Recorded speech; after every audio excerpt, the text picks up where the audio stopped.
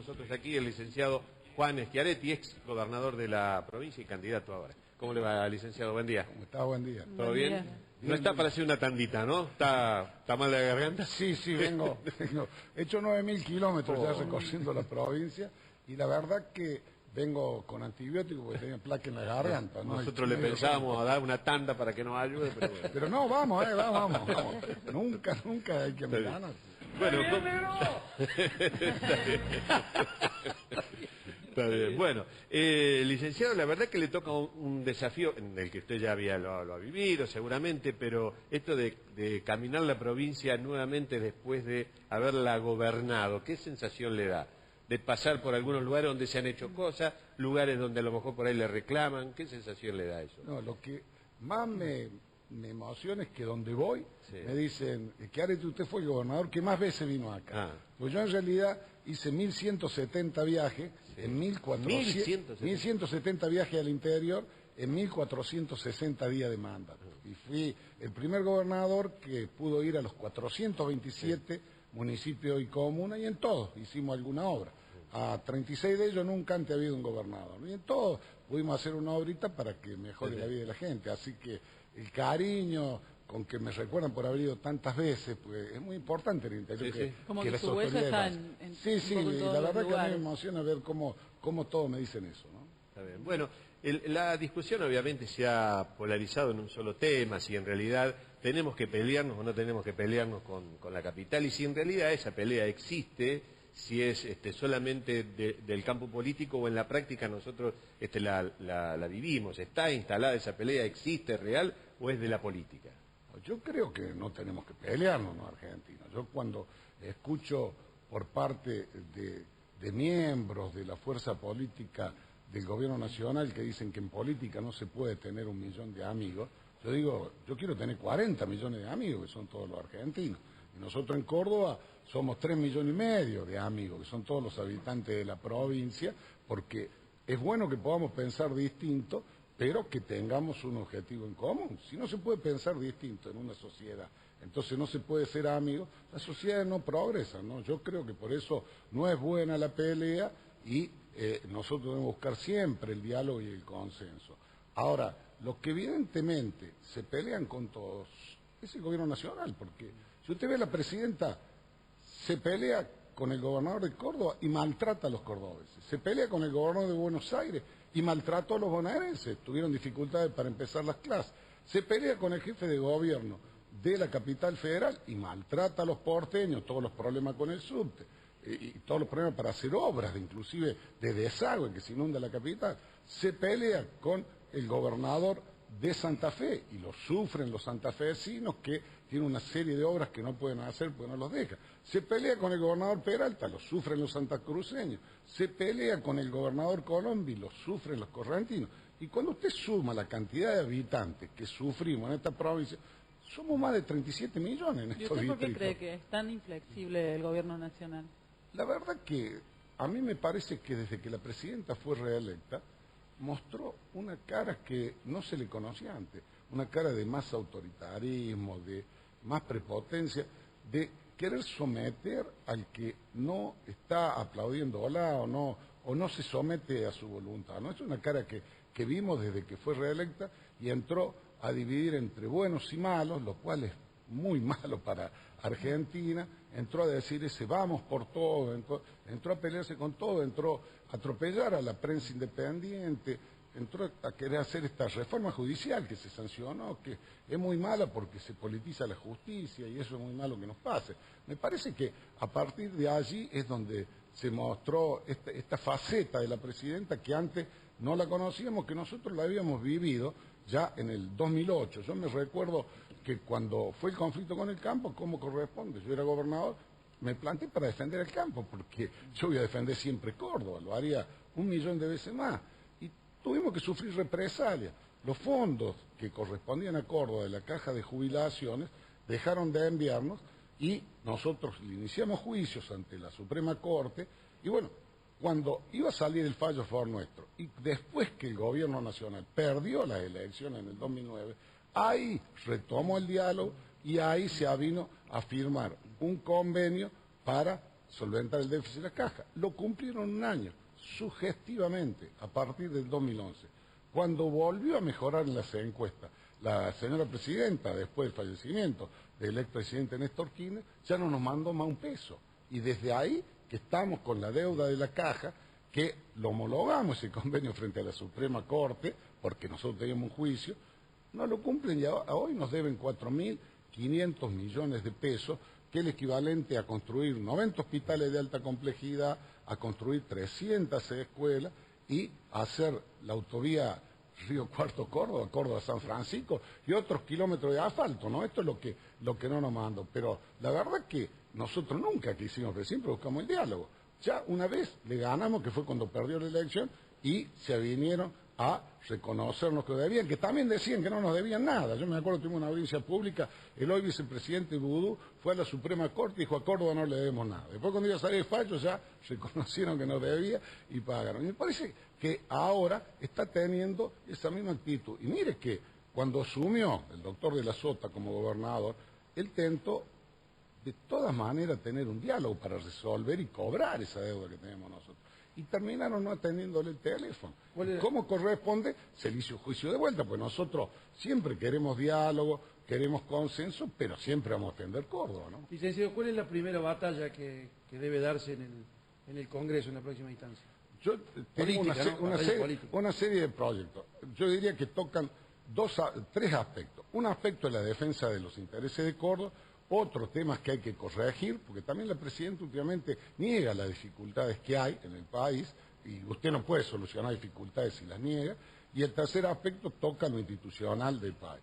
La defensa de Córdoba pasa primero por recuperar estos recursos que la nación le niega a los cordobeses de la Caja de Jubilaciones mientras les retiene 6.000 millones de pesos al año. Además del 15% de la coparticipación de Córdoba ya lo pide. Nos retiene 15%, que son 6.000 millones de pesos al año, y nos niega esto. Hay que sacar una ley para que eso venga automáticamente, no solo a Córdoba, sino a todas las provincias que no transferimos los regímenes, para que llegue la plata de la jubilación automáticamente y puedan cobrar los jubilados lo que corresponde.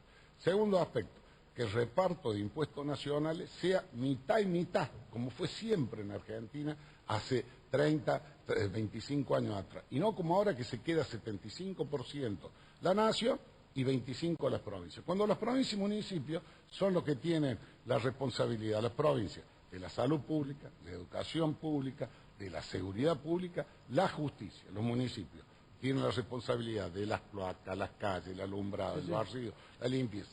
Y la nación solo tiene la responsabilidad de la Cancillería, las Fuerzas Armadas y la Policía Federal de Frontera y Justicia Federal. O sea, está claro que hay más responsabilidad que indelegable de parte de nación, de parte de provincia y municipios, que de nación. Entonces, ¿cuándo se modificó ese porcentaje? Se fue modificando a lo largo del tiempo. Comenzó en la década del 90, donde le pasaron responsabilidades a las provincias, le pasaron toda la educación y la salud, escuela, claro, sin los recursos, toda la escuela y los hospitales sin los recursos. Y se agudizó ahora. Aumentaron las cargas y se quedaron con la plata. Claro, se quedaron con la plata. Y se agudizó ahora en esta década del 2000. Entonces hay que cambiar eso. El tercer elemento es que es injusto que Córdoba aporte al Tesoro Nacional 2.500 millones de dólares por año o más en concepto de retención a la exportación agropecuaria, y bueno, menos del 10%. Hay que hacer una ley para bajar la retención. Hay otros aspectos que tocan a todos los argentinos. Por ejemplo, y que hay que cambiarlo por ley, el impuesto a las ganancias. Es injusto que un trabajador pague impuesto a las ganancias, es injusto que una docente pague impuesto a las ganancias, mientras el que pone la plata interés no paga nada. Yo siempre digo, yo cuando me tuve que ir de Argentina y entré a trabajar en la Fiat en Brasil, ¿no? Como me tuve que ir porque me perseguía la dictadura, llegué a ser ejecutivo de la empresa. Yo pagaba de los 13 salarios, 3 salarios de impuesto a la ganancia, y era lo lógico. Ahora, un operario de Fiat no pagaba impuesto a la ganancia. ¿Está a favor del tope usted? Pero no, hay que cambiar la ley, no pueden pagar los trabajadores, hay que levantar el tope, hay que revisar la ley, porque si no terminan pagando a los trabajadores. Fíjense, en aquella época los trabajadores, los operarios especializados ganaban más en Brasil que acá, pero allá no pagan impuestos a la ganancia. Acá un operario de Renault, un operario de Fiat, no quiere hacer horas extras, porque si no lleva el impuesto a la ganancia, esto hay que cambiar. Como también hay que resolver la situación de los jubilados. Yo estoy de acuerdo que se hayan terminado la FJP y que venga al Estado, porque tenemos un sistema de reparto y solidario de jubilación. pero la plata del ANSE debe darse a los jubilados nacionales. Hoy vi que levantaron el mínimo a menos de 2.500. 2.476. 70-80% de los jubilados nacionales ganan el mínimo. Si no tienen los hijos que lo ayuden, no les alcanza para nada. Y hay 500.000 juicios en la Suprema Corte, muchos con sentencia donde la Suprema Corte ya dijo cómo le tienen que liquidar a los jubilados. Sí, sí. Bueno, que en vez de gastar la plata en ANSE en otras cosas, la gasten en esto, porque los jubilados no pueden esperar. Esto hay que plantearlo por ley, para que los jubilados nacionales cobren lo que corresponda. También me parece que hay otro tema que es una buena medida, como es la asignación universal por hijo, que para que tengan seguridad los que la cobran, de que nadie se la va a sacar, hay que ponerla por ley. Pero hay que corregir otra injusticia que hay, que perjudica a todos los empleados, que es que todos los empleados aportan, trabajadores y empleados, para el salario familia, como se llama tradicionalmente la asignación por hijo. Se aporta el 9% de la masa salaria, o bien el trabajador o bien la empresa. Y resulta que después de determinado nivel de sueldo, cuando es un poco alto, cobran menos por hijo. Y si es más alto no cobran nada. ¿Cómo es que los niños en Argentina todos son lo mismo y a todos los queremos valen lo mismo? Entonces hay que reparar esa injusticia y hacer que todos cobren la asignación universal por hijo, y lo vamos a hacer por ley. Y si me permite, también el otro punto es que hay que subsidiar el empleo en vez del desempleo. No podemos tener 40% de la gente trabajando en negro o changueando habitualmente. Yo veía, cuando era gobernador, de que los chicos abandonan en los barrios populares de esta querida ciudad capital la secundaria. Cuando investigamos por qué, es porque los chicos ven a los padres changueando o trabajando salteado, entonces no le veían sentido ni futuro para su vida a terminar la secundaria.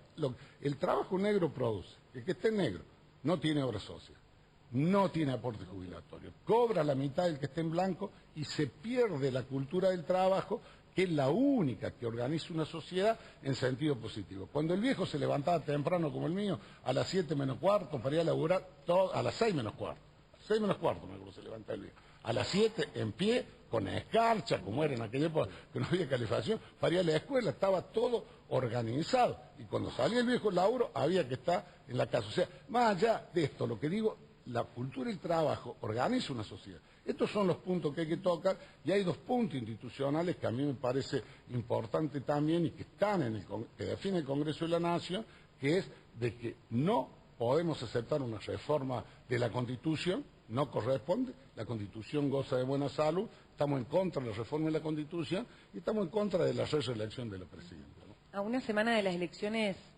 ¿cree que los cordobeses lo van a acompañar con su voto? ¿Está tranquilo? ¿Cómo lo ve? Yo estoy tranquilo, como corresponde, y con humildad llevo estas propuestas a toda la provincia.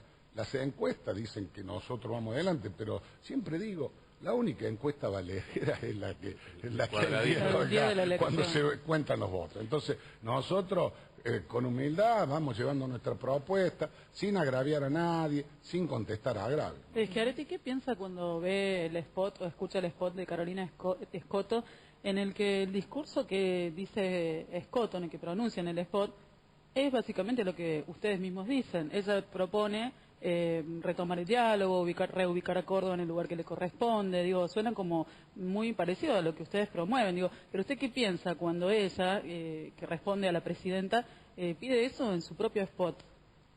Yo la verdad que no opino sobre lo que dicen los demás candidatos, pues no me parece que sea lógico y no me parece pero prudente. ¿Piensa que si que lo lograría? Digo, porque si, por más que ella llegue y que prometa que va a trabajar por eso, sí, si la presidenta no tuerce el brazo, tampoco lo va a lograr. Si la presidenta quisiera dialogar, lo hubiera recibido el doctor de la Sota, aunque sea un ministro, lo hubiera recibido el gobernador cuando pidió audiencia. Pero yo, sobre los spots de los demás candidatos y lo que dicen en campaña, yo no opino por prudencia, todos les deseo suerte, y será el pueblo de Córdoba con su voto el que dirá qué lugar ocupa cada uno, ¿no? Esta primera instancia, que son las PASO, que me parece saludable para... ¿Cómo la siente usted? Pues yo he escuchado, por ejemplo, a sectores del peronismo que lo ven con mucho entusiasmo, pues dice, bueno, vamos a tener posibilidad a los jóvenes. ¿A usted le tocó alguna vez pelear desde abajo? ¿Hay una fuerza joven dentro del...? Vea, nuestra lista es una expresión de la renovación. Como yo creo se deben renovar todas las cosas en la vida, ¿no? Que mezclando experiencia con aire nuevo. Nuestra lista la encabezo yo, Segunda está Blanquita Rossi, una persona que todos conocen por su actividad en favor de lo más humilde, llevando un mensaje optimista, que una bocana de aire fresco. Está tercero el presidente del partido, que es Carlos Cáceres.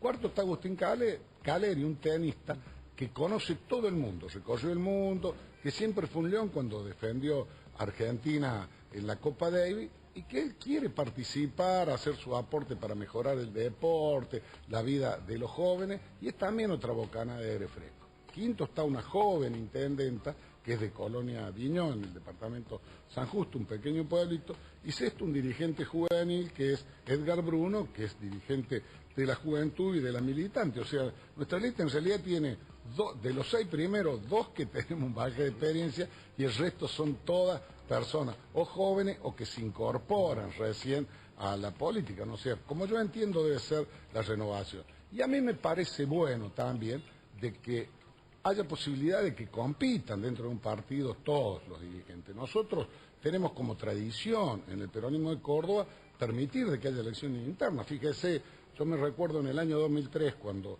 yo acompañé al doctor de la Sota en su reelección como candidato a vicegobernador, una señora Sismondi que quiso interna y se la dimos, porque esto es la democracia, y yo, quien compite, no tengo nada en contra, por el contrario, estoy convencido y espero que una vez que pasen la primaria estemos juntos trabajando para defender a Córdoba, que precisa ser defendida ahora, para que ganemos la elección y para que, al igual que en el 2009, el gobierno nacional, perdiendo la elección, se avenga al diálogo y puedan volver los recursos a Córdoba. Porque muchos me dicen, y usted me preguntaba un poco relacionado con lo que me preguntaba recién, pero gringo, si la presidenta tiene esa actitud, y que la duda que usted me pregunta, ¿va a cambiar la presidenta?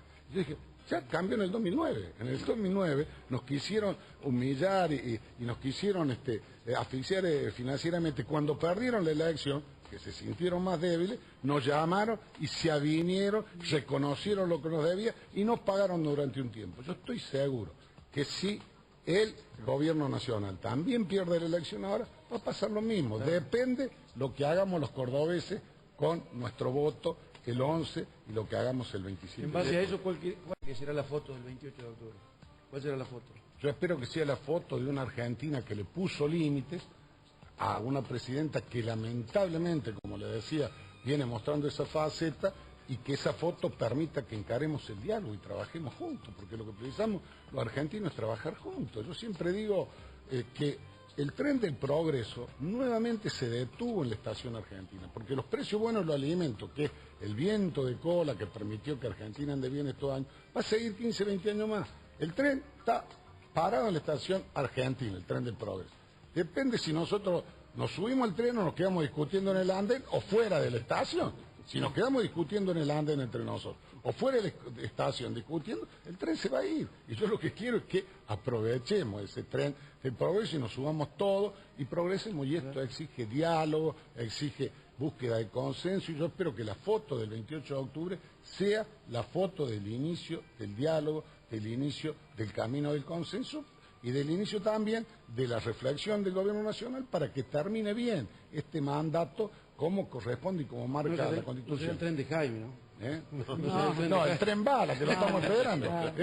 Ayer estaba en San Justo y yo me recordé y decía, bueno, pero en el 2005 el presidente Kirchner dijo que iba a hacer la autovía San Francisco-Córdoba. Y si no le empieza el gobierno provincial ahora en el tramo Montecristo, que ayer veía también, iba a ser San Justo, ya está casi listo el tramo a Montecristo, la verdad que estaríamos todavía en veremos, ¿no? Lamentablemente, es lo mismo, vea, otra cosa que es inentendible, el canal Los Molinos Córdoba. ¿Ustedes se acuerdan cuando vino la presidenta en la campaña de la elección presidencial en el 2011? Nosotros habíamos conseguido un crédito de la Corporación Andina de Fomento para rehacer el canal Los Molinos Córdoba, que nos garantiza a todos los habitantes de la ciudad de Córdoba y del Gran Córdoba, 1,5 millones de cordobeses, que tengamos el agua potable por 15 años más sin problema. La presidenta dijo acá en Córdoba, en un alto frente de la municipalidad, que iba a hacer, que no iba a dar el aval, y nos negó el aval, y no pudimos iniciar la obra. Estas son cosas que son incomprensibles. Yo tengo la alegría de ver de que, pese a esto que nos pasa, pese a este intento de ahogo financiero, pese a esta discriminación, Córdoba sigue progresando, y sigue progresando con nuestros propios recursos porque viene bien administrada, porque el doctor de la Sota tomó la medida adecuada para que progresemos y porque Córdoba es una potencia. Córdoba es la mayor productora de soja de la Argentina, el mayor exportador de maní del planeta. 1 de cada 200 vacas son de acá. 1 de cada 2 camiones que se fabrica en Argentina se hacen en Córdoba, 1 de cada 4 autos. Somos el mayor productor de lácteos del país, somos los mayores productores de maquinaria agrícola, somos el principal destino turístico, o sea, somos una potencia y estamos progresando pese a esto con nuestros propios recursos. ¿Le puedo preguntar por Blanca Rossi? Digo, Todo me gusto. intriga mucho saber cómo la convencieron, porque ella decía que no quería saber nada, y finalmente, bueno, está acompañándolo. ¿Cómo la convencieron y cómo se está sintiendo ella? Primero porque a nosotros nos parecía que una persona que en su trayectoria profesional mostró tanto interés por lo que le pasaba a los demás, sobre todo a los más humildes, siempre tentó llevar una voz de esperanza, era una persona que tenía una vocación por la cosa pública, si no, no hubiera actuado siempre de esa manera. Entonces le planteamos de que ella tenía para aportar a la política, que era una bocanada de aire fresco. Y bueno, con ese fue el argumento central. Ella se siente muy bien porque donde va, la gente, que es la gente común, la quiere, la gente común de carne y hueso. Si ella habla un lenguaje para la gente común, porque veo que por ahí en la política muchos hablan un poco acartonado, un lenguaje que solo entienden los políticos. Blanquita habla el lenguaje que entiende la gente. Y lo que yo creo que lo que precisa nuestra gente, y precisamos todos, es que los dirigentes hablen el lenguaje de la gente. Así que se siente muy bien. Licenciado, muchas gracias. Gracias. Muy amable, muy gentil, que se mejore de la garganta. Vamos a poner un poquito de música, vamos a poner un poco de música de nuestra época.